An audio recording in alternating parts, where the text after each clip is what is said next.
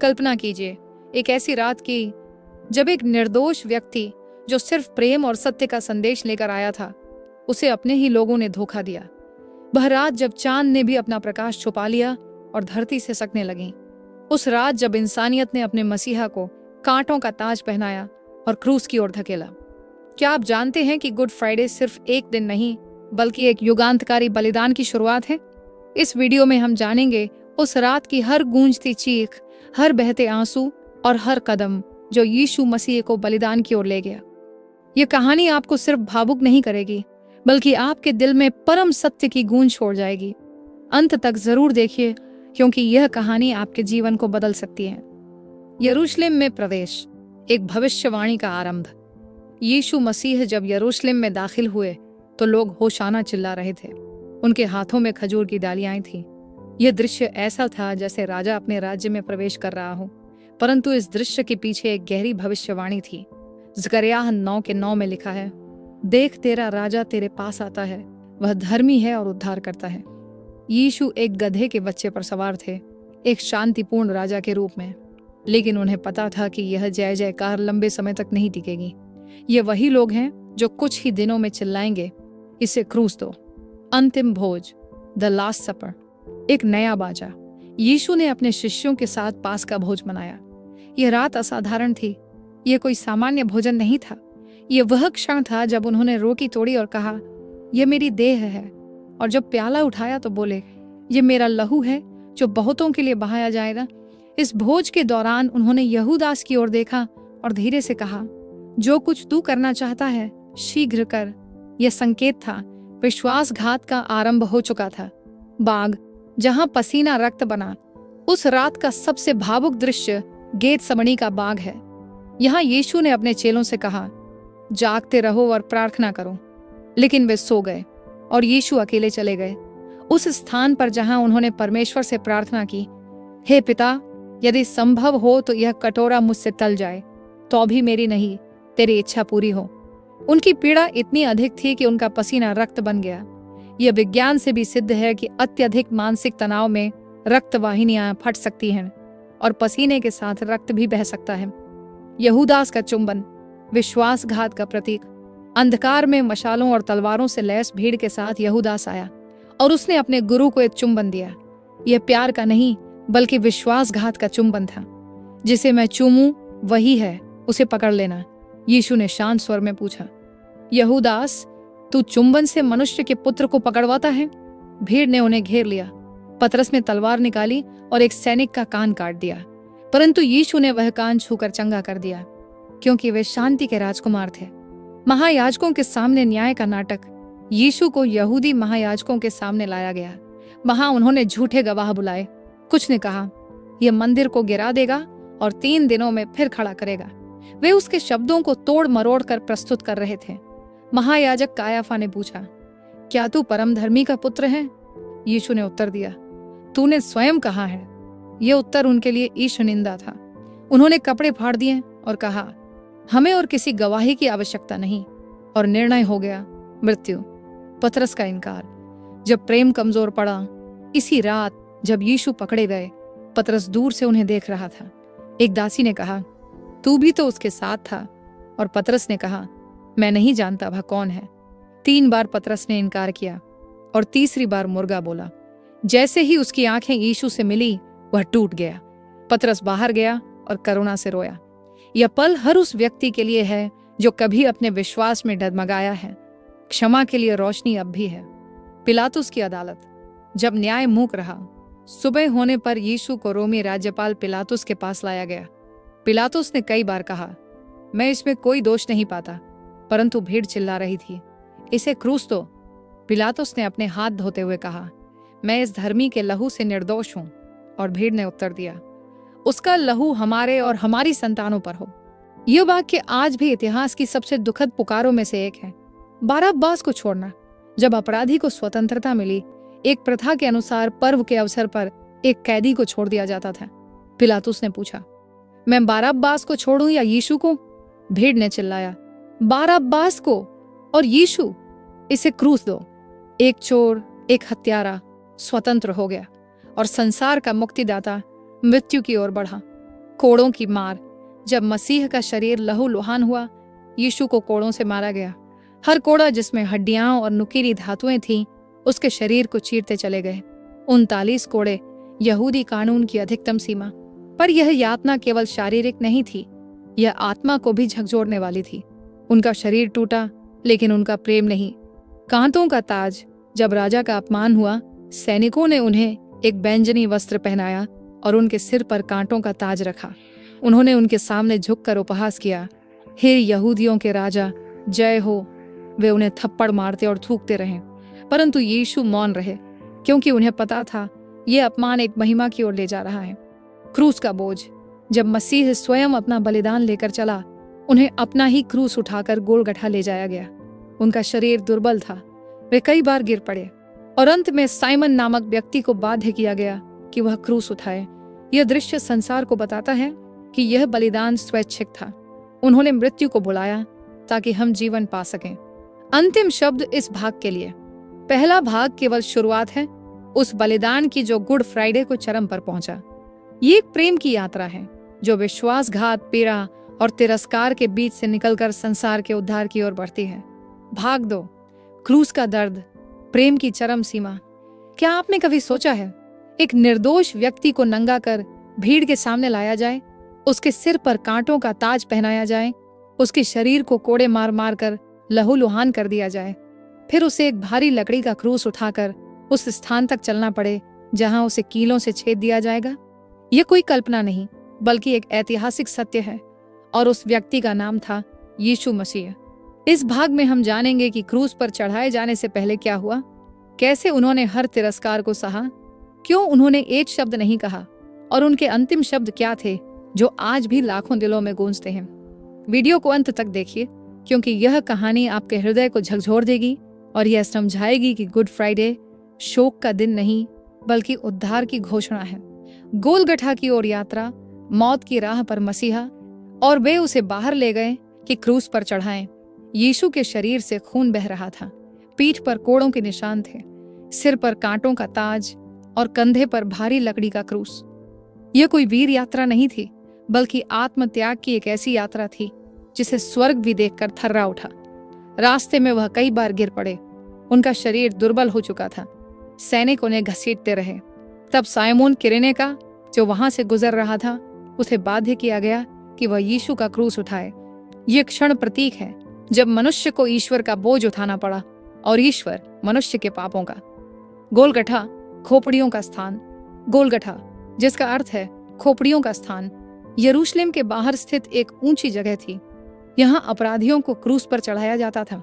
यीशु को 2 अपराधियों के बीच में रखा गया, जैसा यशायाह की भविष्यवाणी में लिखा है, और वह अपराधियों के साथ गिना गया। उनके हाथ और पैर कीलों से गाड़े गए। जब हथौड़े की पहली चोट उनके हाथ पर पड़ी होगी तो सारी सृष्टि कांप उठी होगी, और जब लकड़ी पर उनका शरीर उठाया गया, यह दुनिया के सबसे महान बलिदान की शुरुआत थी। पहला वाक्य, हे पिता, इन्हें क्षमा कर। यीशु के क्रूस पर चढ़ने के बाद जो पहला वाक्य उनके होठों से निकला वह था, हे पिता, इन्हें क्षमा कर, क्योंकि ये नहीं जानते कि क्या कर रहे हैं। यह वाक्य मानवता के लिए आश्चर्य था। जिन्हें क्षमा की आवश्यकता थी, उन्होंने उसे क्रूस पर चढ़ाया, और फिर भी वह उन्हें क्षमा कर रहे थे। यह प्रेम की ऊंचाई है और क्षमा की गहराई। भीड़ का उपहास। जब सत्य को ठहाके मिले, नीचे खड़ी भीड़ हंसी उड़ा रही थी। वे चिल्ला रहे थे, अगर तू मसीह है तो अपने आप को बचा। दूसरों को बचाया, खुद को नहीं बचा सका। उतरा क्रूस से, लेकिन यीशु मौन थे, क्योंकि उन्हें बचाना था, हमें न कि स्वयं को। चोरों के बीच मसीह। जब एक ने विश्वास किया, 2 चोरों को यीशु के साथ क्रूस पर चढ़ाया गया। उनमें से एक ने उपहास करते हुए कहा, क्या तू मसीह नहीं तो हमें और अपने आप को बचा। दूसरे ने उसे डांटा, क्या तू परमेश्वर से भी नहीं डरता? और फिर यीशु की ओर मुड़कर कहा, हे प्रभु, जब तू अपने राज्य में आए मुझे स्मरण रखना। यीशु ने उत्तर दिया, आज ही तू मेरे साथ स्वर्ग में होगा। यह वाक्य बताता है उद्धार कार्य विश्वास से होता है, और वह तुरंत होता है। माँ के लिए ममता। जब यीशु ने अपनी माँ को छोड़ा नहीं, क्रूस पर लटकते हुए यीशु ने अपनी माँ मरियम और चेला यूहन्ना को देखा। उन्होंने कहा, हे नारी, देख, यह तेरा पुत्र है। और यूहन्ना से कहा, देख, यह तेरी माँ है। इस वाक्य में वह करुणा है जो मृत्यु के द्वार पर खड़े मसीह को भी अपनी मां की चिंता से अलग नहीं कर सकी। अंधकार छा गया जब सूर्य ने भी मुंह मोड़ा। दोपहर 12 बजे से 3 बजे तक 3 घंटे तक चारों ओर अंधकार छा गया। यह प्राकृतिक अंधकार नहीं था, यह ब्रह्मांड का रोदन था। यह वह समय था जब यीशु ने हमारे पापों का बोझ उठाया। यह पाप का न्याय था, और न्याय का बोझ केवल वही उठा सकता था जो निष्पाप था। जब परमेश्वर ने मुंह मोड़ा, चौथा वाक्य, 3 घंटे के अंधकार के बाद यीशु ने चिल्ला कर कहा, हे मेरे परमेश्वर, हे मेरे परमेश्वर, तूने मुझे क्यों छोड़ दिया। यह वाक्य उनकी पीड़ा की चरम सीमा थी। उस क्षण पाप के बोझ ने ईश्वर और पुत्र के बीच का संबंध तोड़ दिया। इससे यह सिद्ध होता है कि पाप हमें ईश्वर से दूर करता है, और केवल एक पूर्ण बलिदान ही वह सेतु बना सकता है। प्यास जब जल नहीं पर आत्मा की तृप्ति थी। 5वां वाक्य था, मैं प्यासा हूं। उन्होंने उन्हें सिर का खट्टा दाखरस दिया। एक ऐसा व्यक्ति जिसने जल को दाखरस में बदला, जिसने कुएं के पास स्त्री से कहा, मैं जीवन का जल हूं, वही अब प्यासा था। यह उस आत्मिक तृप्ति की प्रतीक है जो उन्होंने हमारी खातिर त्याग दी। यह समाप्त हुआ जब उद्धार पूरा हुआ। 6वां वाक्य था, यह समाप्त हुआ, इट इज फिनिश्ड। यह केवल मृत्यु का नहीं बल्कि मिशन का अंत था। वह उद्देश्य जिसके लिए वे संसार में आए थे, पाप का दंड चुकाने, अब पूरा हुआ। यह एक विजयी घोषणा पत्र था, पराजय नहीं बल्कि विजय का उद्घोष। अंतिम वाक्य, आत्मा को समर्पण। अंतिम वाक्य, हे पिता, मैं अपनी आत्मा को तेरे हाथों में सौंपता हूं। और यह कहकर उन्होंने प्राण त्याग दिए। जब पर्दा फट गया, पवित्र स्थान का रहस्य खुला। यीशु के मृत्यु के साथ ही मंदिर का वह पर्दा जो पवित्र स्थान को सबसे पवित्र स्थान से अलग करता था, ऊपर से नीचे तक फट गया। इसका अर्थ था, अब मनुष्य और परमेश्वर के बीच कोई पर्दा नहीं रहा। यीशु ने उस दीवार को गिरा दिया। पृथ्वी कांपी, कब्रें खुली।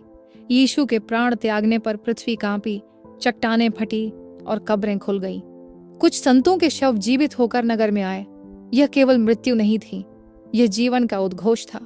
सूबेदार की घोषणा। जिस रोमी सूबेदार ने यीशु को मरते देखा, वह बोल पड़ा, निश्चय यह मनुष्य परमेश्वर का पुत्र था। एक रोमी, एक गैर यहूदी जिसने जीवन में हिंसा और क्रूरता देखी थी, जब मसीह को मरते देखा तो ईश्वर को पहचान लिया। प्रेम का चरम, एक ऐसी मृत्यु जो जीवन बन गई। गुड फ्राइडे का अर्थ केवल दुख नहीं है, यह परम प्रेम की घोषणा है। यीशु ने कहा था, इससे बड़ा प्रेम किसी का नहीं कि वह अपने मित्रों के लिए अपना प्राण दे, और उन्होंने यही किया हमारे लिए। अगले भाग की झलक। अब जब यीशु मसीह ने प्राण त्याग दिए, उनका शरीर क्रूस से उतारा गया। पर क्या सब कुछ समाप्त हो गया? भाग 3 में हम जानेंगे किसने यीशु का मृत शरीर मांगा, कैसे उसे कब्र में रखा गया, कब्र की सुरक्षा कैसे हुई, और क्यों यहूदी अगुवे डर रहे थे। ये सब अगली कड़ी में कब्र का मौन, सत्य को छुपाने की कोशिश में। भाग 3, कब्र का मौन, सत्य को छुपाने की कोशिश। एक मनुष्य जिसने सैकड़ों लोगों को चंगा किया, समुद्र पर चला, मृतकों को जीवित किया, अब वह स्वयं मृत था। लेकिन क्या यह सब कुछ का अंत था, या क्या सच्चाई को चुपचाप दबाने की तैयारी की जा रही थी? इस भाग में आप जानेंगे क्यों यहूदी अगुवे यीशु की मृत्यु के बाद भी चैन से नहीं बैठ सके। कौन थे वो लोग जिन्होंने मसीह के मृत शरीर की सेवा की? कब्र की मुहर, सुरक्षा और पहरेदारी क्यों हुई? यह कहानी अब केवल प्रेम और बलिदान की नहीं, बल्कि भय और षड्यंत्र की भी है। क्रूस से उतरना, मृत्यु के बाद भी सम्मान। शाम हो रही थी। यह तैयारी का दिन था, और यहूदियों के लिए एक महत्वपूर्ण दिन। यहूदी नियमों के अनुसार शवों को सूर्यास्त से पहले दफनाना अनिवार्य था। उस समय एक व्यक्ति सामने आया जो अक्सर छुपकर यीशु से मिलने आता था। उसका नाम था यूसुफ अरिमथिया का। वह यहूदी महासभा सनहेड्रिन का सदस्य था, परंतु ईश्वरीय योजना को गहराई से समझता था। उसके भीतर साहस पैदा हुआ और वह सीधे पिलातुस के पास गया। यूसुफ का साहस जब चुप लोग बोलने लगे, यूसुफ ने पिलातुस से यीशु के शव की मांग की। पिलातुस को आश्चर्य हुआ कि यीशु इतनी जल्दी मर गए।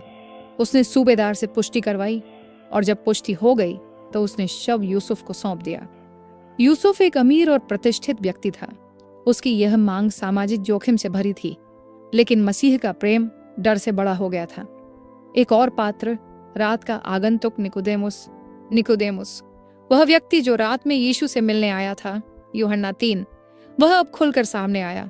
उसने लगभग 100 पौंड की मिश्रित गंध सुगंध सामग्री, गंधरस, मिर और अगरू एलोएस लाया। यह सामग्री अत्यंत मूल्यवान होती थी। यह शाही अंतिम संस्कार के लिए उपयोग होती थी। इससे सिद्ध होता है कि जो लोग पहले छुपे थे, अब उनके भीतर साहस आ चुका था। कब्र का स्थान एक नया बगीचा। यूसुफ ने अपना स्वयं का तैयार किया हुआ नया मकबरा दिया, जो पत्थर में खोदा गया था और जिसमें पहले कोई नहीं रखा गया था। यह कब्र बगीचे में थी, उसी स्थान के पास जहां यीशु को क्रूस पर चढ़ाया गया था। यह बगीचा मृत्यु और जीवन का संगम बन गया। मसीह का शरीर तैयार किया गया। यूसुफ और निकोदेमुस ने मिलकर यीशु के शरीर को यहूदी परंपरा के अनुसार तैयार किया। पहले उसे धोया गया, फिर कपड़े में लपेटा गया, गंधरस और अगरू लगाए गए, सिर को विशेष रूप से बांधा गया। यह सब कुछ बहुत श्रद्धा, प्रेम और दर्द के साथ हुआ। हर एक बंधन में मानो उनका मन बनता जा रहा था मसीह से। स्त्रियों की गवाही जो पीछे पीछे चली, मरियम मगदलीनी, मरियम याकूब की माता और अन्य स्त्रियां दूर से यह सब देख रही थीं। वे जानती थीं कि कब्र कहाँ है और किस प्रकार मसीह का शरीर रखा गया। ये स्त्रियां उस समाज में थीं जहां महिलाओं की गवाही को महत्व नहीं दिया जाता था, लेकिन परमेश्वर उन्हें ही साक्षी बना रहा था। यहूदी नेताओं की बेचैनी। यीशु अब मृत थे, फिर भी मुख्य याजक और फरीसी संतुष्ट नहीं थे। उन्होंने पिलातुस के पास जाकर कहा, हे प्रभु, हमें स्मरण है कि इस धोखेबाज ने जीवित रहते हुए कहा था कि मैं 3रे दिन जी उठूंगा।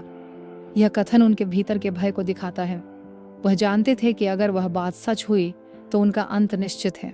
पिलातुस से अनुरोध, कब्र की सुरक्षा। यहूदी अगुवों ने कहा, कृपया कब्र की सुरक्षा की जाए, कहीं उसके चेले आकर उसे चुरा न लें और लोगों से कहें कि वह जी उठा है। पिलातुस ने कहा, तुम्हारे पास पहरेदार हैं, जाओ और जैसे ठीक समझो वैसा करो। तब उन्होंने पत्थर को पुनः लुढ़काया, उसे शाही मुहर से सील किया और रोमी सैनिकों को पहरे के लिए नियुक्त किया। यह अब केवल एक मृत शरीर की रक्षा नहीं थी, यह सत्य को रोकने का प्रयास था। शनिवार का दिन शांति का भ्रम। शनिवार का दिन, यहूदी सप्त का दिन, अत्यंत शांत होता था, परंतु इस शनिवार की शांति तूफान से पहले की शांति थी। मसीह का शरीर कब्र में था। उनके चेले दुखी, भ्रमित और भयभीत थे। यहूदी अगुवे बेचैन थे। स्वर्ग प्रतीक्षा कर रहा था। यह मौन परमेश्वर की तैयारी थी। कब्र की चुप्पी पर आत्मा की कार्यशीलता। भले ही मसीह का शरीर कब्र में था, पर आत्मा कार्य कर रही थी। पतरस का पत्र बताता है कि यीशु आत्मा में जाकर उन आत्माओं को प्रचार कर रहे थे जो मरने के बाद कैद में थीं। 1 पतरस 3:19। इसका अर्थ है यीशु की मृत्यु भी उनकी सेवकाई का अंत नहीं थी। यहूदी भय व परमेश्वर की योजना। यहूदी अगुओं ने सोचा, मुहर, सैनिक और पत्थर सत्य को रोक लेंगे, लेकिन परमेश्वर की योजना को कभी कोई नहीं रोक सकता। मसीह ने कहा था, मैं जीवन हूं और पुनरुत्थान भी। अब यह सिद्ध होने का समय था।